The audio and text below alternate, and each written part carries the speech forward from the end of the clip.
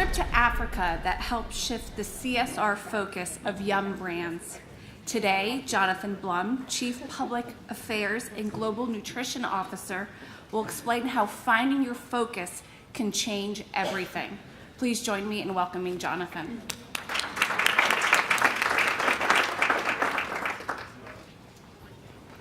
Hi, everybody. That's pretty weak. Listen, I'm following Lola. Well, that was Lola. I'm following Commander, the Seal, and Toby. So you got to give me a little help here. Hello, everybody. Okay. I mean, come on, Commander, the Seal, and Toby. That was it was a wonderful story. So I want to tell you our story at Yum Brands, and I'm going to use my cheaters because I'm old. But I had just returned from Kenya as part of a delegation of the World Food Program. And let's call it WFP because I'm going to be using their name a lot. WFP, and Kyle is here from WFP. You want to just say hello, everybody? Hello, everybody. Hello, Kyle. Yeah. As many of you know, Kenya is about halfway down the east coast of Africa, just below Somalia. The nearest European country is about 6,000 miles away. That's the distance between New York and LA and back. So it's pretty far removed from the world we know. In fact, it's pretty far removed from everything. And the first place I saw was the slums in Kibera in Nairobi, where the poverty is so deep that they can't even tell you how many people live there. It's somewhere between 200,000 and 1 million. It's probably closer to 1 million. Nobody knows for sure. This place is essentially a garbage heap with raw sewage flowing everywhere. The people live in cardboard and metal shacks with no running water, no electricity, limited education, and very little health care assistance. They are simply surviving, but just barely. The only food they have is from the WFP, and it was pretty sobering. And then we traveled about 300 miles north to the Somali border to the world's largest refugee camp at Dadaab. It was the largest at the time. That may have been eclipsed lately by what's happening in Europe, but it's where over 500,000 refugees have fled to escape drought and warlords. It must have been about 120 degrees that day. The sun was beating down on us. The sand was being blown in our eyes and our faces. Almost 2,000 people come into the camp every day. And when we arrived, I met a family of 9 who had just walked with their children, with their 7 children. There had been 2 more when they left a week ago from Somalia, and those 2 had died along the way. When I met this family, the ones who were surviving were literally starving. And that was my 6th mission trip with the WFP. I just came back from Ecuador a few weeks ago. All have had a lasting impression on me. I've been on about 12 mission trips to date. The very first one I took was in Sudan in 2006. And that visit changed my life and our company's life forever. And I know I'm not the first person to see tragedy. I'm sure a lot of you have seen this kind of thing. Maybe you've seen even worse than that. Ask anyone who knows me, though, the man who went to the Sudan in 2006 is not the man who came home in Louisville, Kentucky. And I'll tell you more about Sudan in a moment. What I can say is that from seeing suffering firsthand and coming home to ask, what can we do about it? I've learned that corporate social responsibility can be special, more than just another corporate program. It can become the heart and the soul of an organization. The fact is, corporations can do things that governments and nonprofits can't. Do governments and most nonprofits have the global reach of big corporations? No. Do they have systems and supply lines already in place and dedicated to one thing, like your companies and mine do? No. Can they point at a problem and decide to get to work on it today, right now, without bureaucracy? No. Governments and nonprofits are powerful forces for good, and they have roles to play, but corporations have an important role too. Corporations have a unique ability to do big things in a big way. But to achieve great change, you have to decide what that change is going to be, and you have to have focus. And that's the first thing I want to tell you about today, why focus is key, how to find it, how to use it, and how to change lives with it. And honestly, when you find that focus and act on it, you're naturally going to build your brand. Start with this. If you want to find what your focus should be, look around for the cause, the activity, the abilities, and the goals that are truest to your organization and the people in it. I'd like to tell you the Yum story. At Yum, we have 1.5 million employees in our restaurant system at Taco Bell, KFC, and Pizza Hut. 8 years ago, we mobilized around one thing: global hunger. Why? Well, number one, we're in the food business already. We feed people. Number two, fits a big problem that's already out there: hunger. There are about 7 billion people on this planet, and about 6 billion of them can afford food. But that leaves about 1 billion others, and those people are literally starving to death, and who's going to help them? So World Hunger Relief is a perfect fit for us, and no government, no nonprofit, and no company outside of our industry has the resources and the reach in place at this moment to do it. And you know, from a human perspective, what kind of people would we be if we didn't act? This isn't about chasing publicity. You're not helping people who can thank you. They're not even going to know that the help came from you. And most important, they will know someone gave them a hand up, lifting them out of despair, poverty, and malnutrition. So back to 2006, we had the will, we had the resources, and now we had the focus on hunger relief. But what we still didn't have was a partner, someone to show us the problem on the ground and how to meet it. So the second point is to partner with a credible organization that can help you achieve your CSR focus. You need a credible partner. I was in Geneva for a meeting of the World Health Organization, and I was reading the International Herald Tribune. There was a story about this guy, Jim Morris, who was leading the World Food Program at the time and the impact it was having. I was so impressed that when I got back to Louisville, I wrote him a letter and I said, listen, you don't know me, I don't know you. You probably have never heard of Yum or even know what it is, but I'm really impressed with what you're doing. We're looking for a global partner. Would you like to talk about it? He immediately called me and he said yes. And he flew in from Rome. I flew from Louisville. We met at JFK in a conference room. And 2 hours later, we had a partnership with these angels on earth, the WFP. So when I tell a story like that, it sounds easy.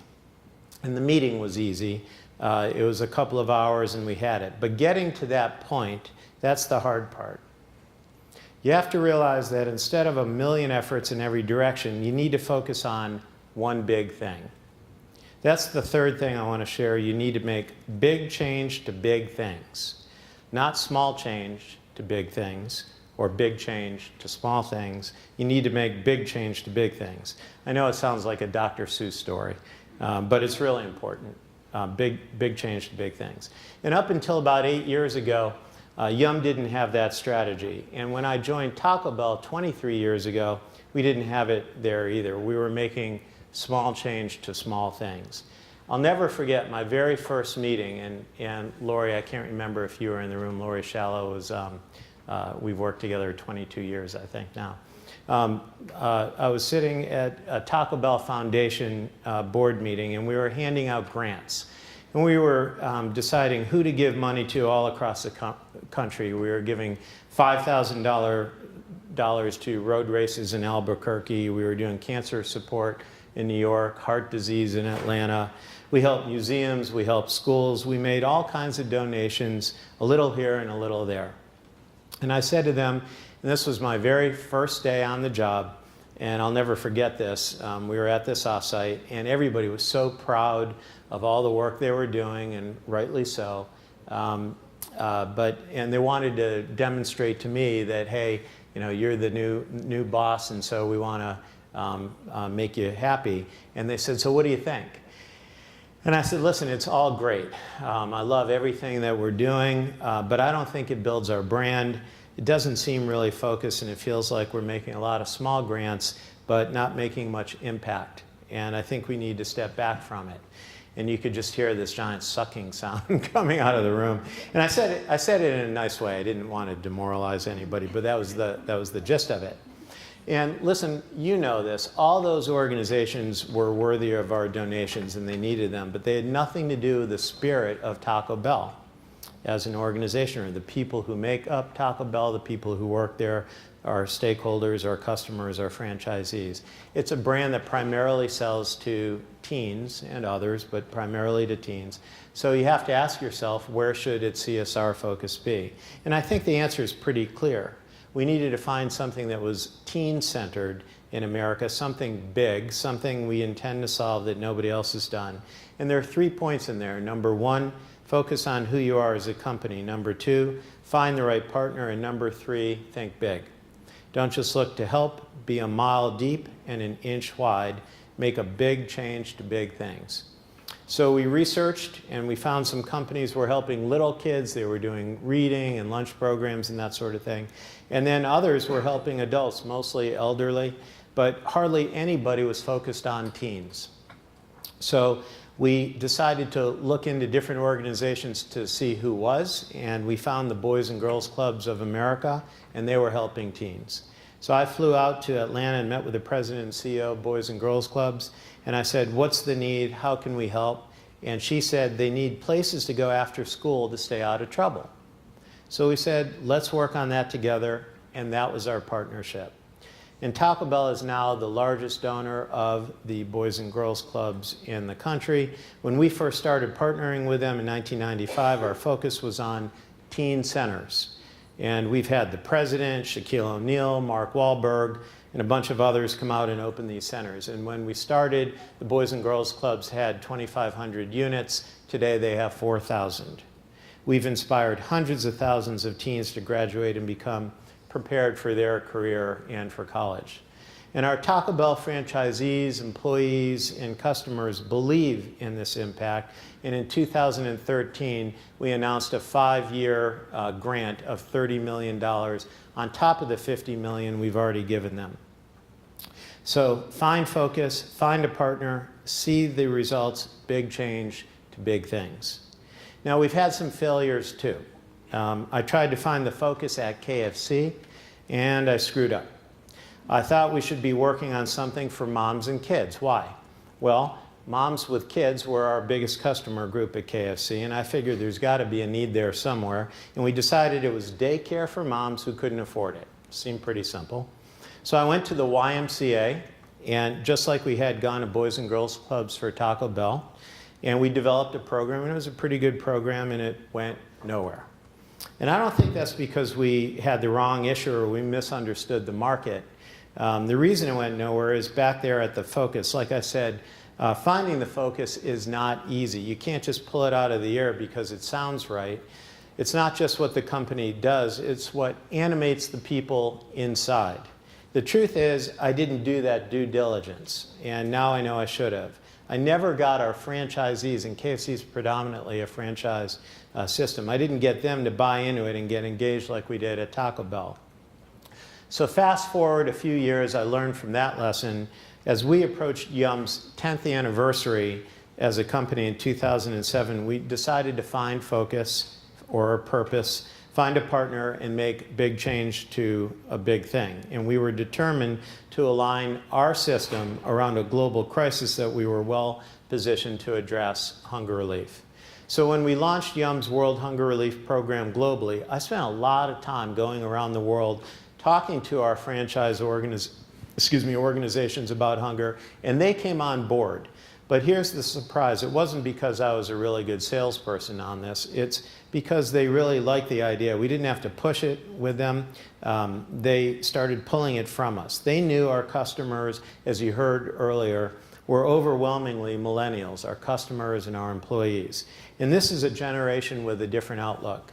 They're not the first generation to want to give back to the world, but for whatever reason it's become a higher priority, a big open part of what they do to be complete human beings.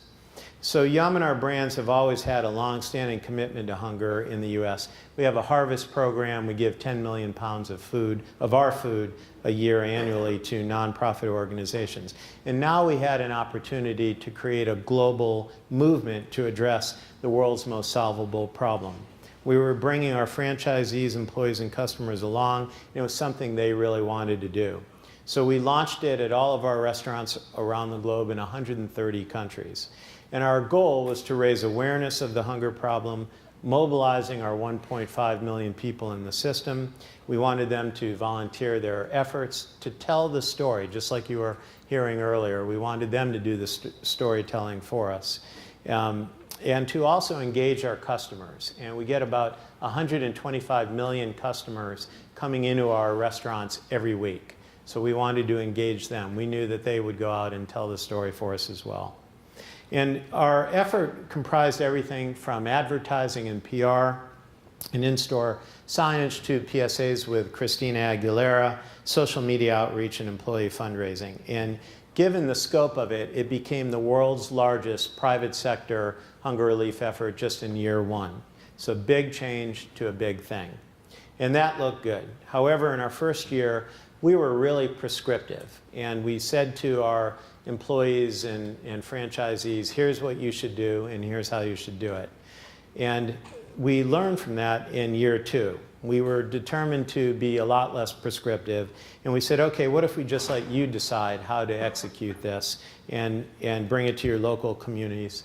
Do it in the way you want to do it and come up with your own unique execution of it. And they did. All of a sudden, people were raising a lot more money, and they were doing that by fundraisers jumping out of airplanes and road marathons and bike marathons and hat sales and purse sales and food sales and you name it, car washes, all these things that we never dreamt of to make this happen. They put their own imprint on it. So they wanted to raise money and volunteer in the way that it most made sense for them, and they wanted to personalize it. And that's great. You personalize it and the passion comes right through. Help in the way that's already in your DNA, it supercharges the whole thing in my view. On a personal note, I know this is true because separate from Yum, completely unrelated to Yum, I've created my own company. It's a microbrewery. It's on Martha's Vineyard. I'd like to invite all of you to come visit me on Martha's Vineyard. I know it's a tough thing. I'm not going to pay for your airfare, but I'll give you a free beer.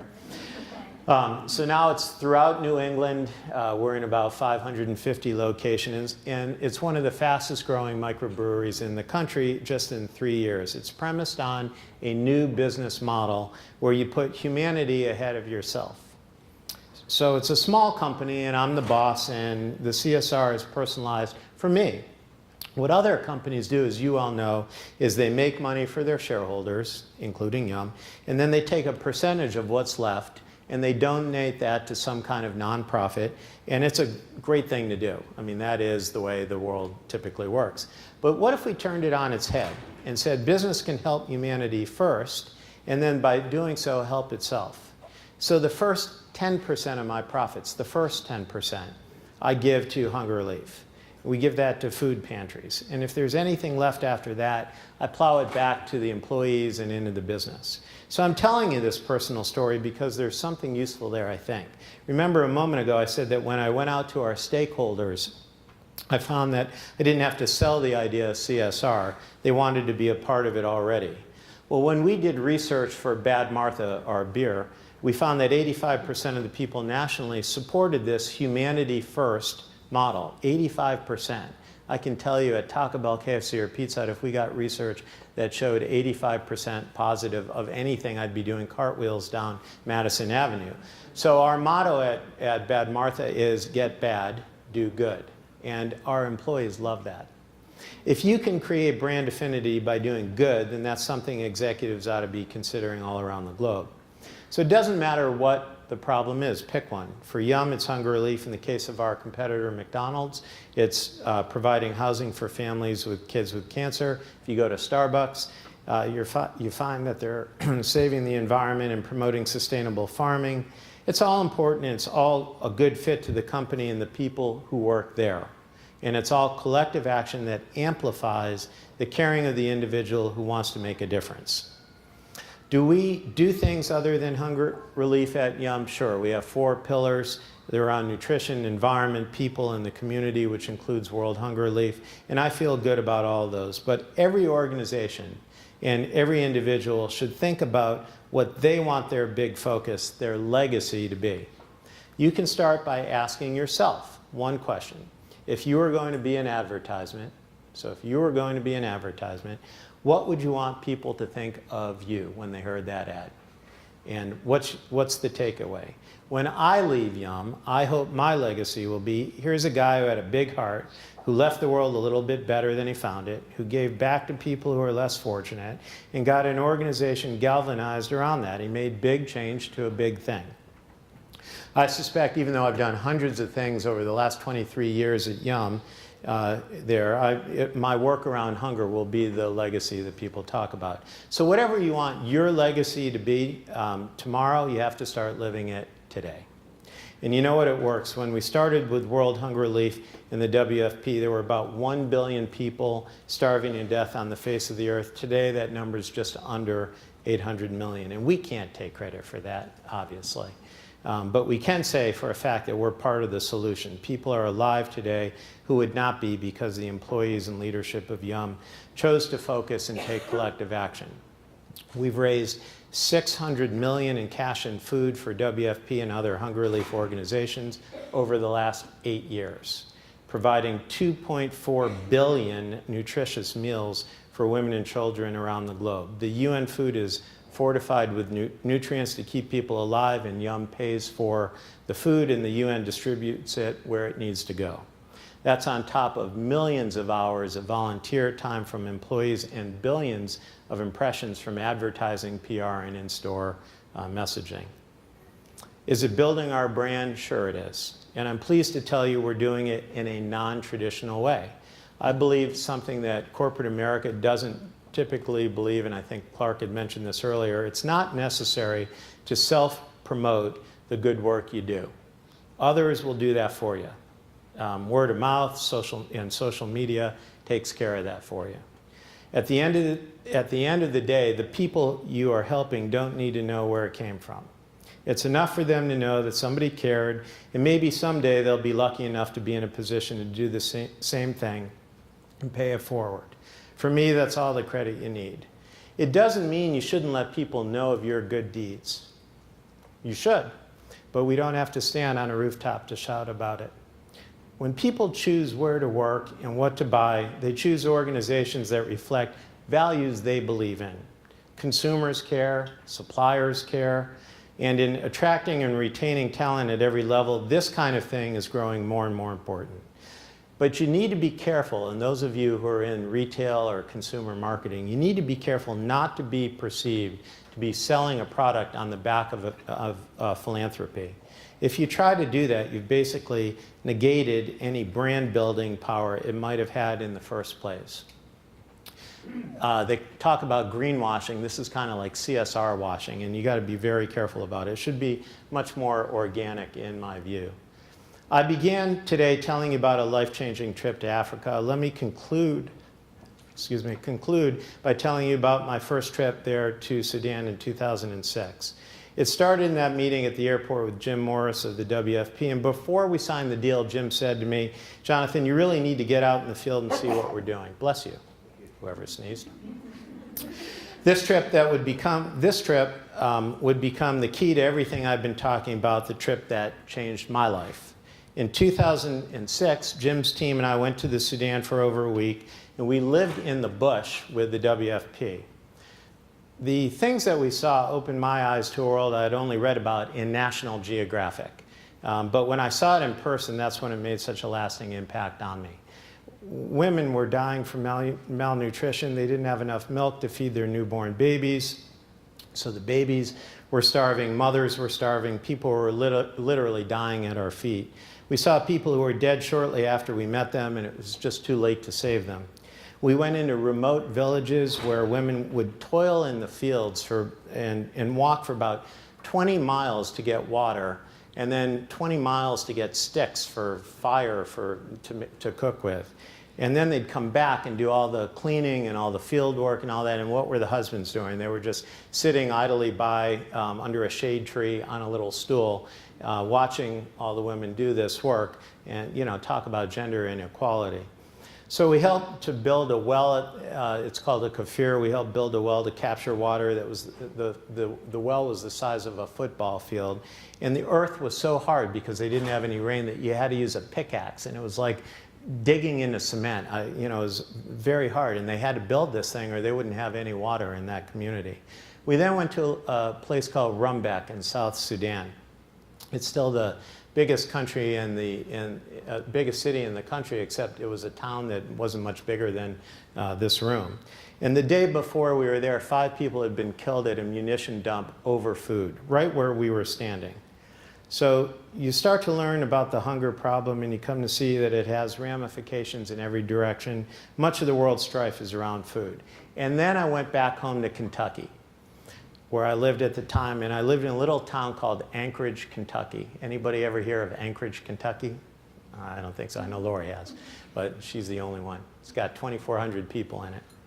I lived on a beautiful street called Shady Lane, and it really was. It had canopy trees, and you drove down the street, and it was just this beautiful bucolic thing. And my grass was emerald green. It was beautiful. And I'm driving home, and I stopped in the middle of my long driveway, and I remember thinking, I live next door to Alicia's parents. Alicia's also here from Yum Brands. And I'm driving up my driveway, looking at my emerald green lawn, seeing my big house in front of me.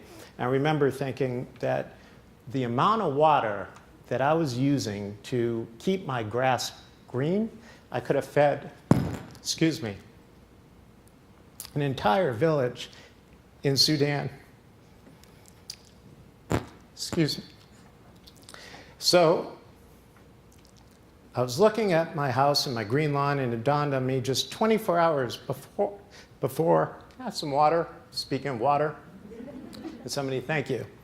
I was in a very different place. I was in the most remote and impoverished part of the world, and it struck me I had a choice, and I had to think we all do. You either find a way to ignore it, or you put it at the center of your heart, and there's nothing in between. And for me, I knew what that choice had to be. Thank you. Well, let me just get this water so I can get through the rest of this. Thank you very much. So I knew what the choice had to be, and a few years later, when I was on that mission trip to Kenya, we ended it in Turkana, a farming village in the northwest, where we saw the WFP teach tribal farmers how to capture water and plant sorghum fields. In exchange for the hours that they were working in the fields, they were given food in exchange for their work by the WFP. And the WFP was saving their lives. And this, as we were leaving, the chief of this tribe thanked the WFP for saving their lives and told us their tribe shared this new, man, I'm a mush, sorry. Let's go back to Commander and Toby. Their tribe has shared this new knowledge and even some of the sorghum seedlings with neighboring tribes so that they too can survive, and he wanted to pay it forward. And he gave me a walking stick, and there it is. There I am, there's the walking stick. And he told me that he was giving that to me so that I would wander to other tribes and tell the story of their riches, and now I'm telling all of you, just as he asked, and I'm using his walking stick. I'll drink again. Takes deed, maybe you have bourbon. It takes deeds, not just words. Feeling guilty about our prosperity doesn't solve the problem or help others who are less fortunate. You're either going to find your focus, find a partner to help make big change to big things, or you're not. I chose to use the prosperity and the resources that I have to access to make a difference, collective action toward a narrow focused purpose. In my position and in your position, we have some of the strongest power in the world to save lives and close the book on whole categories of human suffering. Corporations are nothing more than a collection of people who have a common goal and a common purpose. Typically, the goal is to make money, but corporations are comprised of people, and people have hearts, they have emotions, they have needs. Some of them may get tearful in front of 50 other people, and one of those needs is to play a role on this earth. In the limited time we have here, to do the things for those who cannot do it for themselves. So, as a leader, you can guide them to flex that collective muscle. It's amazing what you can achieve if you do that. Ask yourself, what do you want your legacy to be, and then start building it. Find a problem that looks too big for anybody else, something that your organization and your people are uniquely positioned to solve, then start solving it. Focus, partnership, action, results. Make big change to big things. Find your legacy and live it every day. One morning in Africa, this idea changed my life. Now it's changing the lives of millions. Thanks for letting me share it.